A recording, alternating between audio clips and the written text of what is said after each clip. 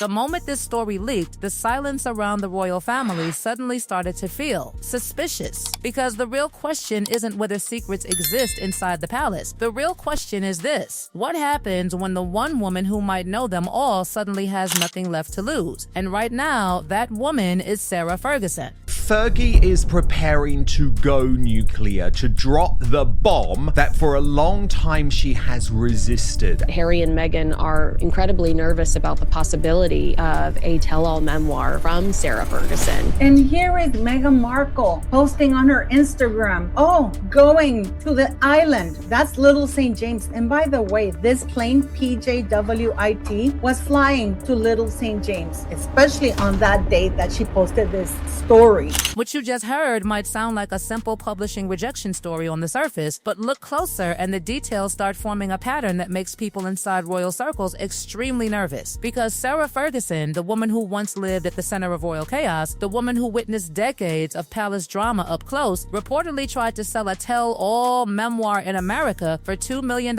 and got rejected. Rejected by every major publisher. No meetings, no deal, no interest. But here's where things stop making sense. When someone with ordinary stories gets rejected, the story dies quietly. But when someone who knows the royal family's deepest conflicts gets rejected, it doesn't kill the story. It makes the situation volatile. And the reason is simple. Rejection removes control. She knows the way for the big payday is a Prince Harry style autobiography. A $20 million advance, like Harry received, is what she wants. Think about the implication here. The industry isn't saying the story isn't explosive. They're saying they don't want to be responsible for detonating it. Because Sarah Ferguson isn't just another royal commentator. She's the former wife of Prince Andrew. She lived inside the system. She saw the internal alliances. She watched the feuds unfold from inside the palace walls. And the moment someone like that decides she's done playing by polite royal rules, every carefully constructed narrative suddenly becomes vulnerable. And the people who are most terrified about this are Prince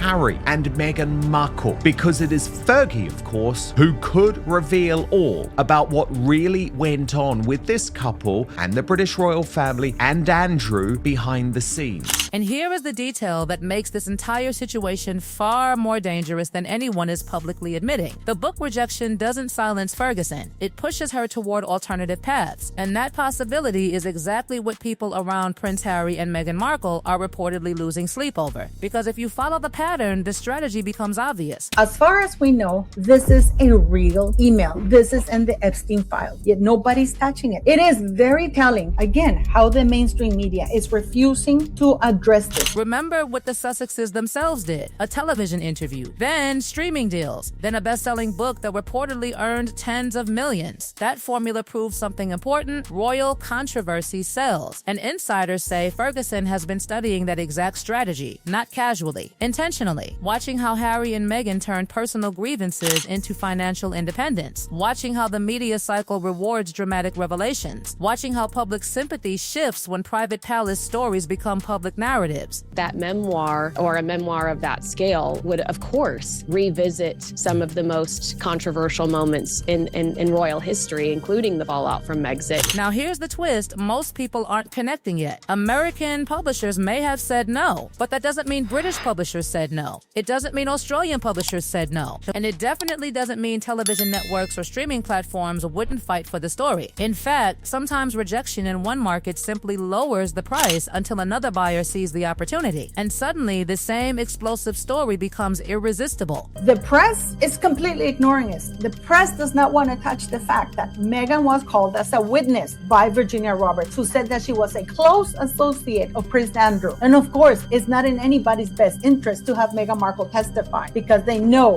that she knows a lot. And this is why this woman is flaunting her impunity around or feels untouchable. But none of this explains why Meghan Markle specifically might feel threatened by a Ferguson memoir. That answer lies inside one relationship the public rarely talks about enough: Meghan Markle and Princess Eugenie. She needs the cash. She thinks it's already too late for her daughters because William is slowly marginalizing them. Their friendship wasn't just polite royal acquaintance. importance. By multiple accounts, it was real. They socialized together, vacationed together, trusted each other. During the early chaos of Meghan's royal life, Eugenie was reportedly one of the few people inside the family she felt comfortable opening up to. And that detail becomes extremely important when you remember something else. Eugenie's mother is Sarah Ferguson. That Meghan utilized Beatrice and Eugenie to get closer to Prince Harry. And I think that that's an element of the story that Harry and Meghan leave out. Think about the chain of information that creates. Meghan confides in Eugenie during the most volatile period of her royal life. Conversations about palace tensions, about staff conflicts, about the infamous bridesmaid dress drama with Kate, about the emotional chaos surrounding Megxit, private thoughts spoken in confidence during moments of stress and anger. And then Eugenie goes home and talks to her mother. Suddenly, Sarah Ferguson isn't relying on tabloids or palace leaks. She potentially has something far more powerful. Stories that came directly from Meghan herself. Stories told before the public ever heard a version of events. And that is why this rejected memoir pitch might actually be the beginning of something far bigger. Because if Sarah Ferguson decides to talk, the world might hear a version of the royal story that completely rewrites the one we already know. And once you understand that pipeline of information, the next question becomes impossible to ignore. How desperate is Sarah Ferguson right now, and how far would someone go when desperation collides with secrets that powerful? Because the truth is, Ferguson's current situation reads less like the life of a former royal insider and more like the slow collapse of someone who has run out of options. Once part of the royal machine, once surrounded by privilege and influence, she now finds herself pushed to the margins of the very institution she once helped represent. Reports describe a woman drifting between borrowed homes, luxury retreats she can barely afford, and temporary arrangements offered by friends who still feel loyalty to her past life. Financial pressure has been mounting. Public humiliation has been relentless. Her former husband, Prince Andrew, has been stripped of royal duties and surrounded by scandal, leaving the York family's reputation hanging by a thread.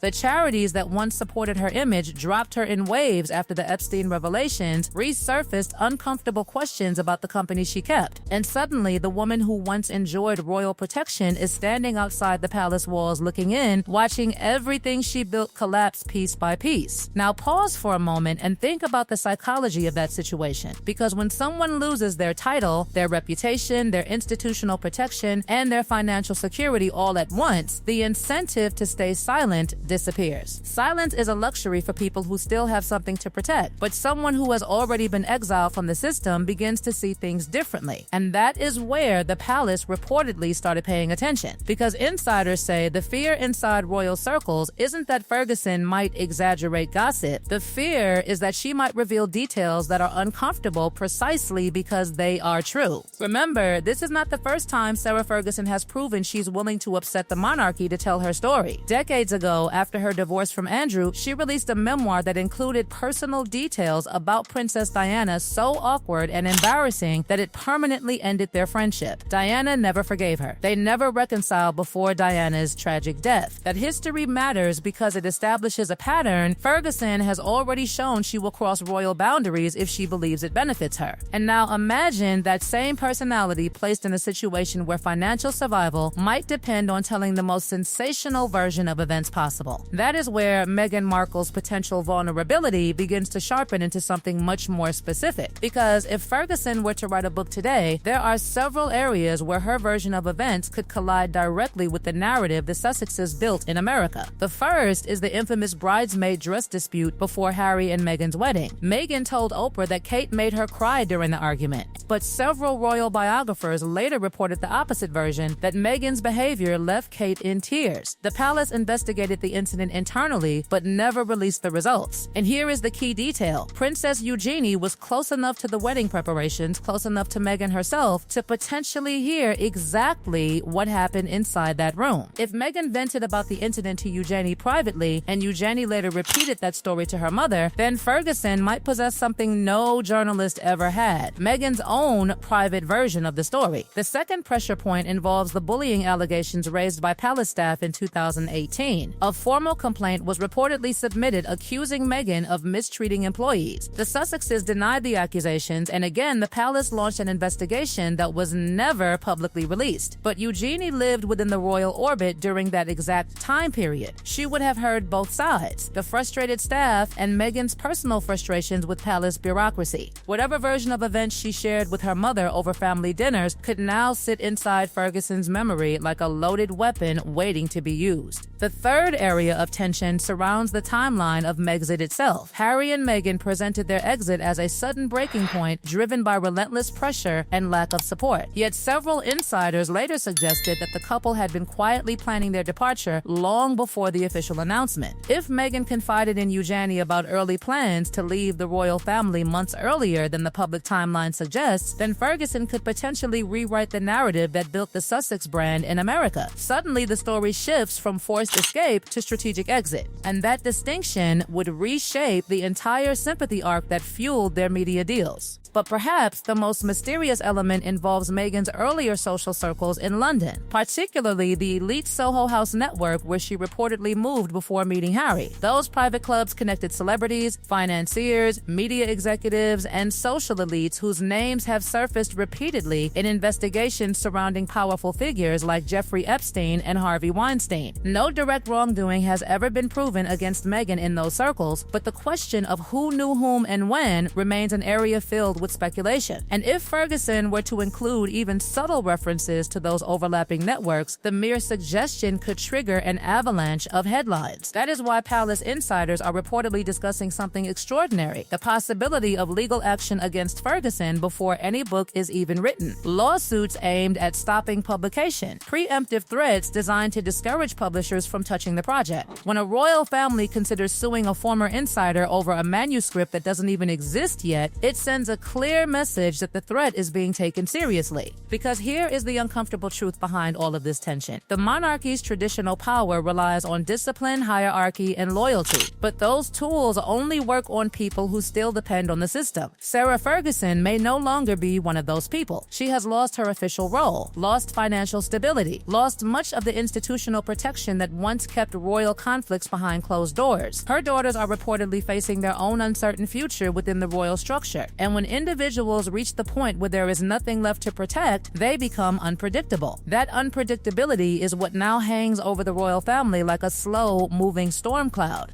Not because Ferguson is powerful, but because she may possess something more dangerous than power: information combined with desperation. And if she finally decides that telling the full story is the only path left, the real question will no longer be whether the monarchy can control the narrative. The real question will be how much damage is already written in the memories of the one woman who may decide to reveal it, because the next move doesn't belong to the palace, or the publishers, or even the Sussexes anymore. It belongs to Sarah Ferguson, and the moment she chooses who hears her story first, the royal silence that has lasted for years could suddenly shatter.